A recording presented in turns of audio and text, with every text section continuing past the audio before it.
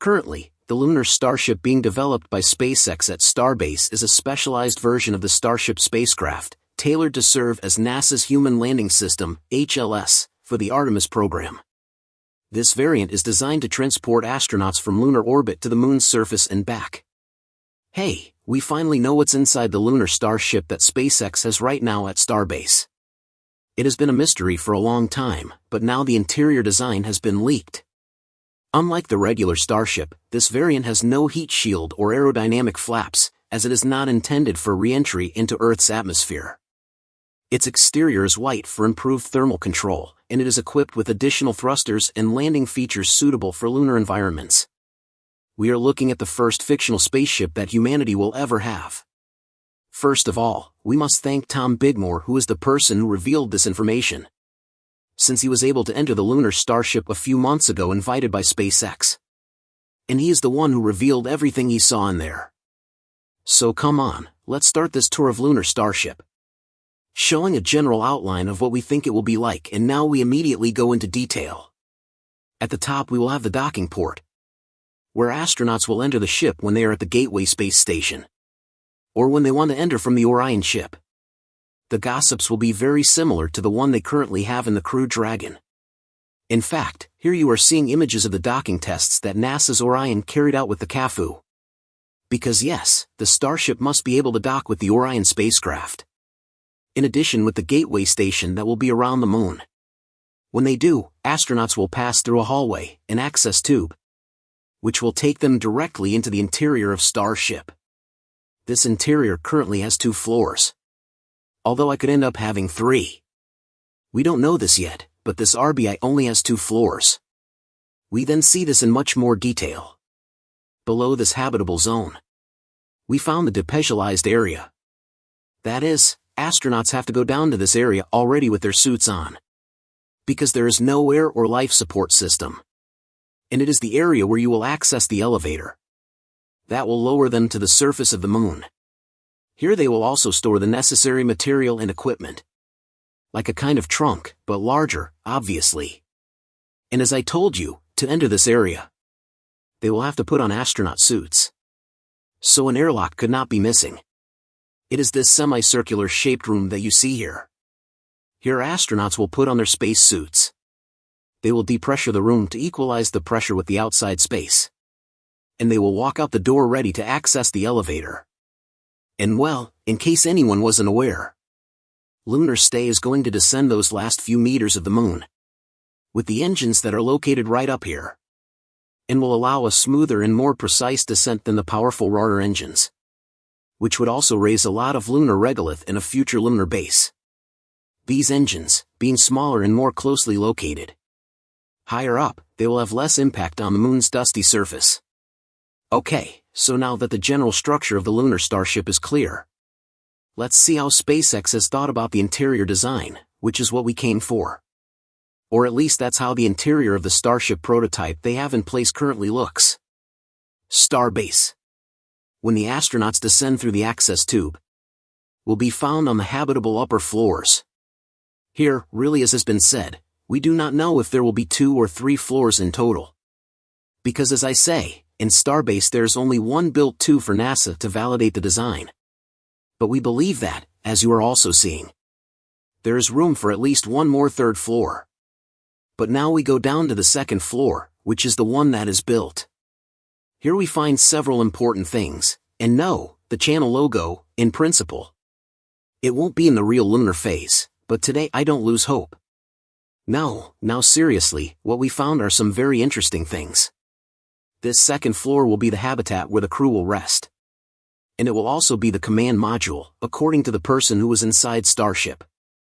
SpaceX has some seats with gaming chairs set up, simply to validate the design. We also learned that SpaceX has been working with NASA astronauts for months to make a design that suits your needs. So everything that is being explained here might slightly change the layout, if these astronauts find it more comfortable. These chairs will have touch screens in front of them, like those found on the Crew Dragon. Tom Bigmore commented that on these screens, SpaceX is currently demonstrating transfer maneuvers to the Lunar orbit and landing with a design similar to the Dragon docking simulator. From these seats the lunar starship will be piloted. So it is one of the most important areas of the ship. But it is not the only one, because what you are seeing here. Now they are the cabins where the crew goes to sleep. And we know they are exactly this shape because these are the same booths we saw in an interview he gave Elon Musk more than 4 years ago. These cabins were inside the SpaceX factory. And now we finally know what they were building them for. For the lunar starship, no more than 4 or 5 sleeping cabins will be needed. Because the Artemis missions will carry only 3 or 4 astronauts on each mission. At least during the first years of the program.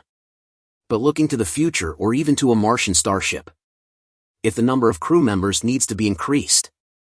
Tom Brickmore himself commented that these cabins were arranged in such a way that one could imagine that SpaceX could complete the circumference of the ship with all these cabins. And about 20 of them could fit in a circle on the outside. In fact, it has also been speculated that for a trip to Mars this ring of cabins, it could spin rapidly when the crew is sleeping to generate artificial gravity thanks to the force of Trifua, and in this way the effects of microgravity on the human body could be mitigated. This is obviously highly speculative, I'm almost making this up. But it seems to me that it would be very interesting if this functionality, this rotation of the cabins could be done. But well, for now they are going to take advantage of the space that is available to place shelves and cabinets to store crew equipment. And this is how it is currently arranged in Tom Brickmore's Starbase model. Come on, let's go down to the ground floor now through this hole in the center of the room with a very wide staircase. Specifically, it is a staircase almost 1.5 meters wide, according to Tom Brickmore. This staircase takes us to the lower floor, where the life support system with all its components is currently located. Visible and fully operational care. This is something that has surprised me a lot because apparently SpaceX already has a life support system fully functional on Starship, which is a big step forward. On this lower floor, more material and supplies for our astronauts can be stored. And as I said, this is what the productive interior of Starship looks like right now. First of all, as you know, to go to the moon, the lunar starship must refuel in low Earth orbit. And this is done by docking one starship to another and performing a fuel transfer. A crucial test that SpaceX will have to do at some point, right? Well, we already have a date. NASA expects SpaceX to do so in the summer of 2025, which is just over 6 months from now. Yes, people, this summer we're going to have 2 starships in orbit doing a fuel transfer. And we also know that these 2 starships are going to launch within a month of each other. But to fill up the next one to a lunar starship so that it can reach the moon, it will take more than 15 Starship Super Heavy launches. NASA hopes SpaceX will be able to launch 1 starship every 2 weeks, that is, 4 launches per month, 1 from each of the orbital platforms that they have in Starbase, and taking into account that they are going to need, as we say, more than 15 launches. It will take about 4 months to have a lunar starship ready to go to the moon.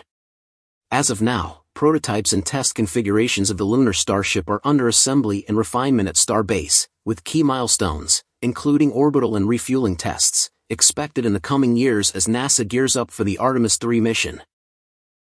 And that's about it for today's episode. Thank you so much for tuning in, and that's all for today's update. If you enjoyed watching and found it useful, please make sure to subscribe to my channel and hit the like button. And if you want to support our channel and if you want to be up to date, you can become an exclusive member, so click on our perks through the link in the description below. Thanks to watching and see you next time.